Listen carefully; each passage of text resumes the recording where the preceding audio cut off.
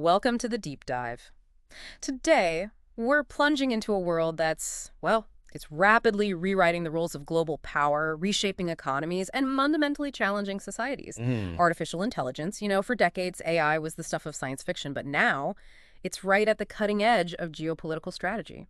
It's a high-stakes race with ripple effects that, frankly, will define generations. Indeed. And the stakes truly couldn't be higher. We're Yeah. talking about more than just technological advancements. It's really about who controls the algorithms, Yeah. the ones that will influence our health, our finances, our security, Hmm. perhaps even the information shaping our thoughts. Yeah. The battlefield is increasingly digital, Yeah. powered by an intelligence that learns, adapts, and decides at speeds that are just, well, they're incomprehensible to us. Okay, let's try and unpack this a bit. To really grasp the gravity, maybe let's fast forward. Yeah. Just imagine, say, it's the year 2075, the world, irrevocably reshaped by AI, Yeah. autonomous vehicles, they're navigating smart cities, traffic flow optimized by some global AI network, Yep. medical diagnostics, handled by systems predicting diseases years ahead.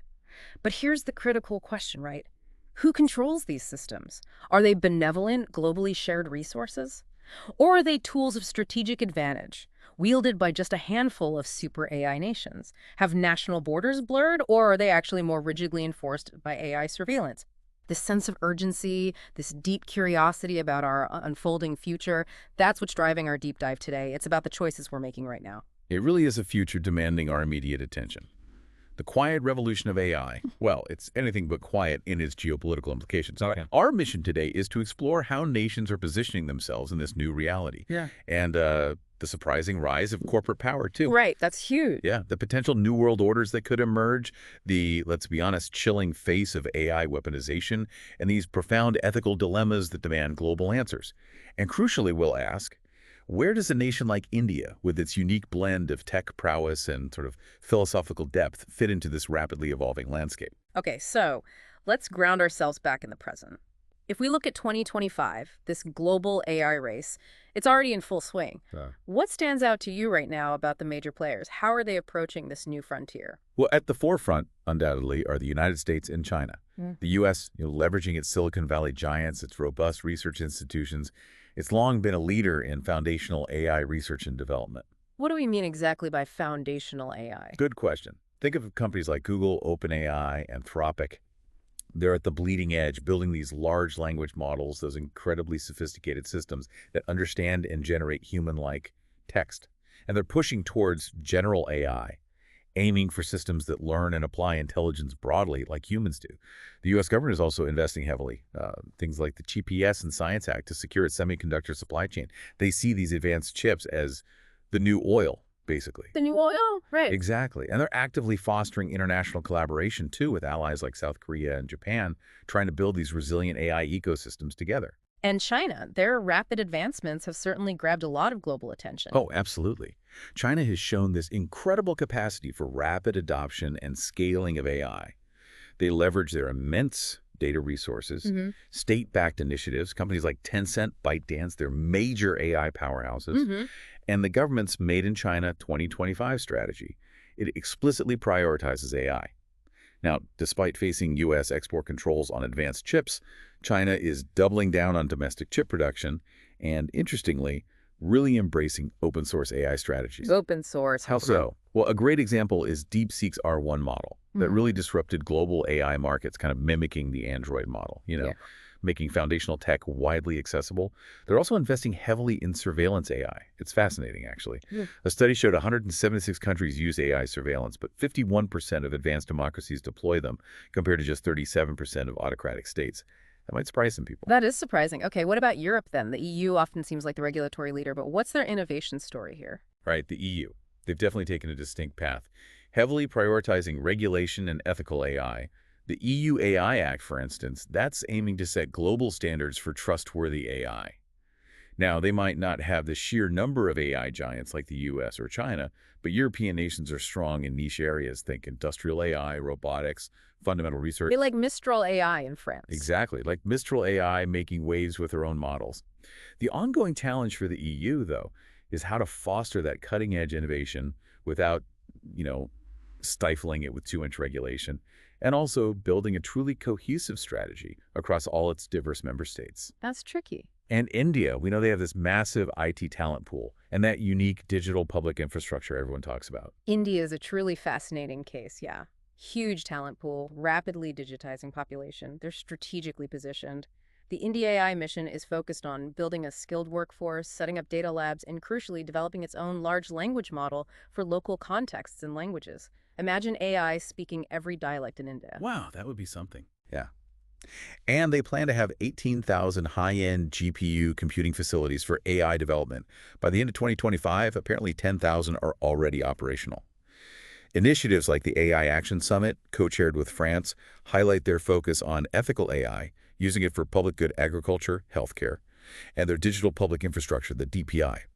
That provides this unique, ready-made foundation for inclusive AI deployment. That's a major differentiator. Are there other notable players we should keep an eye on this AI chessboard? Absolutely. Beyond the big three, you're seeing key regional hubs emerge. Take Israel, a powerhouse in cybersecurity and defense AI, often punching way above its weight due to its vibrant startup scene and military tech background. Russia continues to invest, primarily military and surveillance, though maybe slower due to sanctions. Japan, focused on robotics, industrial AI, ethical guidelines, leveraging their engineering heritage. The UAE is aggressively investing, trying to attract talent, aiming to be a regional AI hub. And then you see nations in Latin America like Brazil exploring AI for agriculture, urban planning, public services, often grappling with data privacy and bias issues in their diverse populations. That leads us to a really critical point, doesn't it? The disproportionate influence of big tech. We've talked about nations vying for control, but these non-state actors. It feels like maybe the biggest force isn't a country at all, but just a handful of these colossal tech companies. Are we actually seeing them become something like corporate nation states? You know, entities whose influence rivals or maybe even surpasses governments? That's a powerful way to frame it. And honestly, in many ways, yes. I mean, think about it. They control the vast majority of the top AI talent globally. They own the computational infrastructure the cloud power AI needs to even exist. And they hold the proprietary data sets, the lifeblood of advanced AI. Numbers are staggering, aren't they? They really are. In 2023 alone, big tech accounted for, 33% of total AI capital raised? And nearly 67% of the capital specifically for generative AI. Their R&D budgets often dwarf national governments. That gives them immense power to just define the landscape. Look at the ongoing legal battles over IP rights with AI-generated content. Who even owns AI creations? Courts are still figuring that out, which just shows their pervasive influence. So when you say AI isn't just code, it's a form of capital, that's quite a statement. Some might argue it's just a tool, right? A very powerful tool, but still a tool. Why frame it as capital itself? It's a crucial distinction, I think. The key insight here is that AI isn't just another resource. It's a self-amplifying form of capital. Okay. Unlike traditional assets that depreciate or need constant human input, AI can literally learn, iterate, and generate more value, more data, more insights, more advanced AI, almost on its own. Exponentially. Exactly. Exponentially. This creates this incredible power dynamic, concentrating wealth and influence in ways we've never really seen before, fundamentally reshaping the global economic hierarchy. And the sheer computational power needed for what we call foundational models, these huge underlying AI systems everything else builds on. Only a handful of players can actually afford to create them from scratch. Which creates a sort of oligopoly. A de facto oligopoly, precisely, where these companies not only develop the tech, but also set the de facto standards. They influence how we communicate, how financial transactions happen, everything.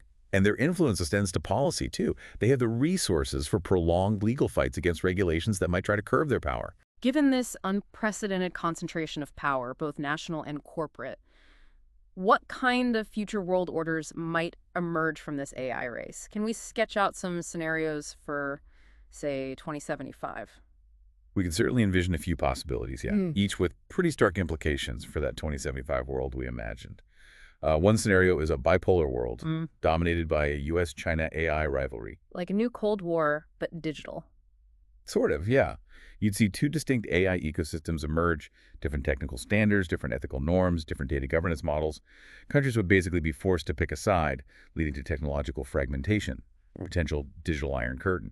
We could even see Cold War-style alliances resurface, but based on AI compatibility, not just ideology. Okay, what's another possibility? Maybe more fragmented. Exactly, that's the second possibility. A fragmented world of AI alliances. So instead of just two dominant blocks, you see multiple regional AI alliances forming. Maybe a European bloc focused on ethical AI, an Asian bloc with China, Japan, South Korea, a North American one, and then emerging alliances in the global south. So more players, but maybe more friction. Potentially, yes. These alliances might share research and infrastructure internally, but their ability to work together would be limited. You'd have this complex web of techno-geopolitical competition. It could lead to more diverse AI approaches, which is good, but also probably more friction and less global cooperation on the really big existential risks.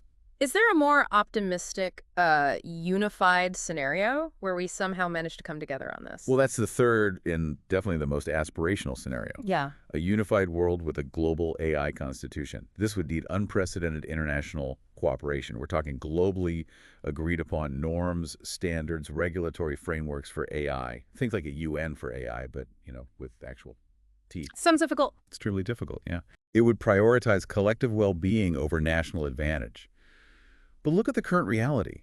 A UN report found only 7 nations participate in all the main AI governance efforts right now. Meanwhile, 118 countries, mostly in the global south, are part of none. That shows the massive imbalance we'd need to overcome for a truly unified world. Where do regions like Africa and Latin America fit into these futures? Are they just battlegrounds, or can they forge their own path? Their role is crucially pivotal, actually. In those bipolar or fragmented scenarios, yeah, they risk becoming battlegrounds for AI influence powers vying for their data, markets, strategic resources. But in a unified scenario, or even a fragmented one that allows for diverse approaches, they absolutely have the chance to carve out their own AI pathways. Focusing on their own needs. Precisely. Focusing on solutions for their unique challenges, climate resilience, healthcare access, sustainable agriculture, things like that. Their large, young populations and growing digital economies make them vital partners if they can avoid just becoming consumers of tech dictated from outside. Initiatives like the African Union's AI strategy or regional Latin American efforts, absolutely key.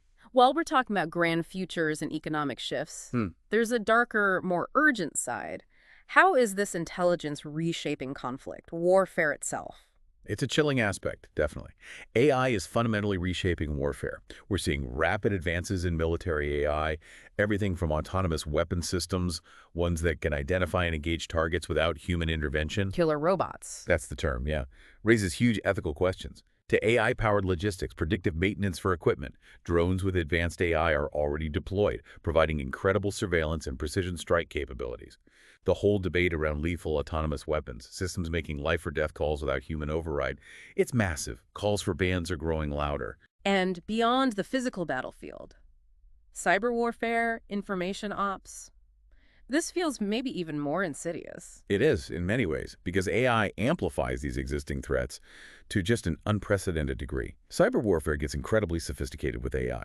Systems identifying network vulnerabilities at impossible speeds, launching targeted attacks, adapting strategies in real time. AI-powered malware. Exactly. Malware that learns and evades detection. The targets. Critical infrastructure, financial systems, national security. Then you have deepfakes, election influence, and information wars.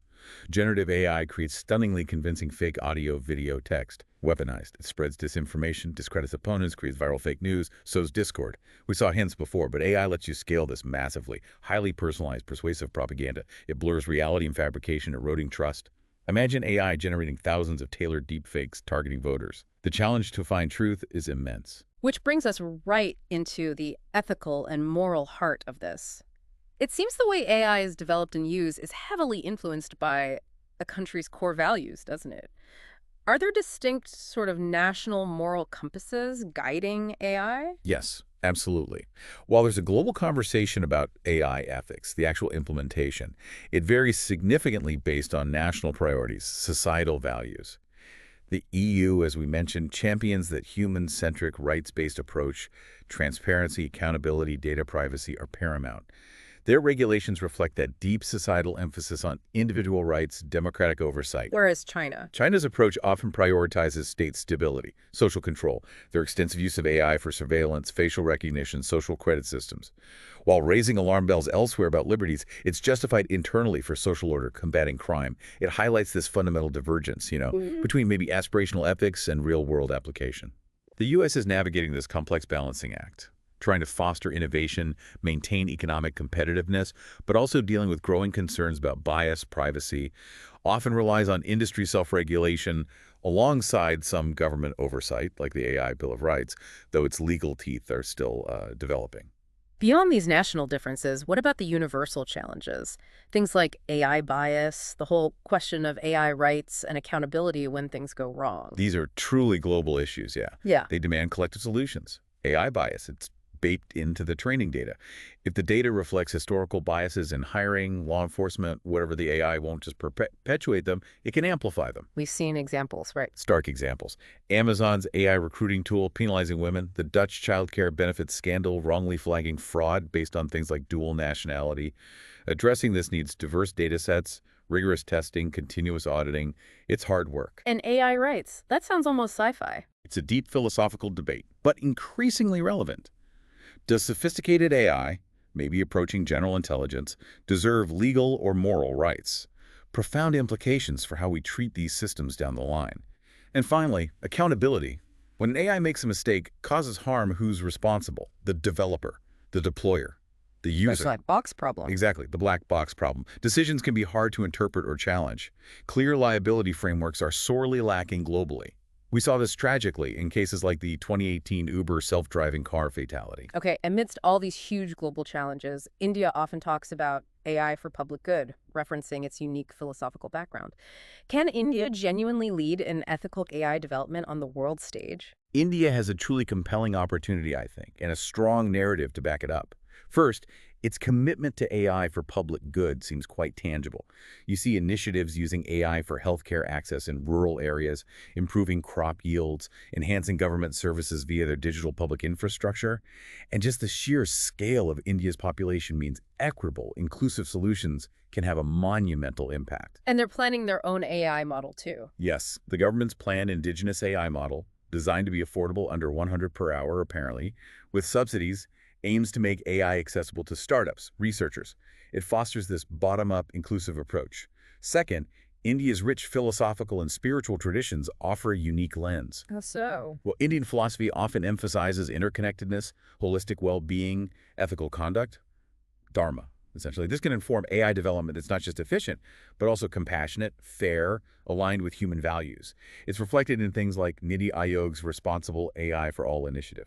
And how does that digital public infrastructure, the DPI, play into this ethical AI vision? It's really the foundational layer for it. India's DPI Aadhaar, UPI, ONDC, it provides this robust, scalable framework for AI deployment that's inherently more inclusive and democratized than systems siloed in private companies. So broader access, more transparency. Potentially, yes. Yeah. Broader access, more transparent governance. This infrastructure can enable techniques like federated learning, where models learn from distributed data without the raw data moving, boosting privacy. It supports consent-based data sharing, other privacy-preserving methods. It can set a global standard for AI built for public benefit, not just profit or state control. And they're aiming to create a unified platform for AI-ready data sets too, which is key for ethical development. We've covered so much today. Global powers, corporations, ethics, futures. What does this all boil down to for us, for the listeners? What can someone actually do to engage with this monumental shift happening all around us? Okay, yeah. The first and most crucial step, honestly, for every citizen is literacy. Just understanding what AI is, basically how it works and what its implications are. Don't be intimidated by the jargon. Read reliable sources, listen to diverse voices, and really critically evaluate the information you consume, especially with deepfakes and disinformation on the rise. Get informed. Get informed. Second, activism and policy awareness. Engage with organizations advocating for responsible AI. Support researchers, policymakers pushing for ethical guidelines, accountability frameworks, democratic oversight. Write to your representatives. Join public consultations if they happen. Make your voice heard on data privacy, algorithmic bias, AI and public services. Every country is grappling with regulation. India's DPDP Act 2023 is a step, but a dedicated AI law covering bias, liability, transparency, that's still needed. So it sounds like we really can't afford to just be passive observers in all this. Precisely. AI isn't just technological, it's deeply societal. Its future will be shaped by the values we collectively instill in it. If it's driven solely by commercial interests or state control, well, human agency risks being diminished. but active participation demanding ethical considerations, prioritizing human well-being, fostering global cooperation that gives us a genuine chance to build an AI future that truly serves humanity. What a profound and, frankly, urgent discussion. So, to recap our deep dive today, we've explored how the geopolitics of AI is defining tomorrow's global battlefield, with major powers vying for dominance. We got into the surprising power of these corporate nation states whose influence over AI capital now rivals governments. We considered those potential future world orders bipolar, fragmented, or maybe, just maybe, unified. We touched on the weaponization of intelligence, military AI, cyber warfare, information ops presenting unprecedented threats, and the urgent ethical dilemmas around bias, rights, accountability, which demand global attention. And within that, India's unique position, perhaps, to lead on ethical AI for public good, leveraging its DPI and philosophical approach. And critically, as you said, we emphasize this isn't just for experts or governments. The future of AI is genuinely a collective responsibility. Our choices today, as citizens becoming AI literate, engaging, advocating for ethical policies, they will determine whether AI becomes a tool of liberation or potentially oppression. Thank you so much for shedding such insightful light on this incredibly critical topic. Your expertise has really been invaluable in navigating this complex landscape. Oh, my pleasure. It's a conversation that absolutely needs to continue, so I'm really glad we had this chance to dive in. And to you, our listeners, thank you for joining us on this deep dive. We really hope this conversation has sparked your curiosity and maybe empowered you to engage with the geopolitics of AI. Until then, stay informed, stay curious, and stay engaged.